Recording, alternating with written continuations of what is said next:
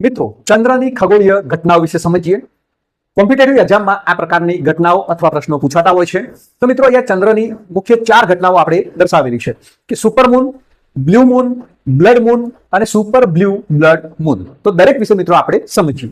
મિત્રો સુપરમૂન કોને કહેવાય છે? તો જ્યારે ચંદ્ર છે એ પૃથ્વીથી સૌથી નજીક હોય, એટલે કે ભ્રમણ દરમિયાન ચંદ્ર છે એ પૃથ્વીથી જ્યારે સૌથી નજીક આવે ત્યારે એ ચંદ્ર છે એ સૌથી વધુ તેજસ્વી અને મોટો દેખાય છે અને આ ઘટનાને મિત્રો સુપર મૂન તરીકે ઓળખવામાં આવે છે।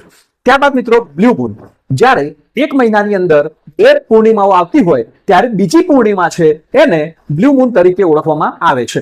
મિત્રો તેને બ્લુ એટલે કે રંગ સાથે કોઈ સંબંધ નથી। ત્યારબાદ મિત્રો બ્લડ મૂન, એટલે કે જ્યારે ચંદ્રગ્રહણ થાય છે એ વખતે ચંદ્ર છે એ પૃથ્વીના પડછાયાથી ઢંકાય છે, એટલે કે ચંદ્ર સંપૂર્ણપણે પૃથ્વીના પડછાયાથી ઢંકાઈ જાય છે ત્યારે એ ચંદ્ર લાલ રંગનો દેખાય છે, જેને બ્લડ મૂન તરીકે ઓળખવામાં આવે છે। અને ત્યારબાદ મિત્રો સુપર બ્લુ બ્લડ મૂન, એટલે કે જ્યારે આ ત્રણેય ઘટનાઓ એક સાથે બને છે, એટલે કે સુપર મૂન, બ્લુ મૂન અને બ્લડ મૂન ત્રણેય ઘટનાઓ એક સાથે બને ત્યારે એ ઘટનાને સુપર બ્લુ બ્લડ મૂન તરીકે ઓળખવામાં આવે છે। મિત્રો તો આ જ પ્રકારના વિડીયો જોવા માટે આ ચેનલને સબસ્ક્રાઇબ કરો તેમજ લાઈક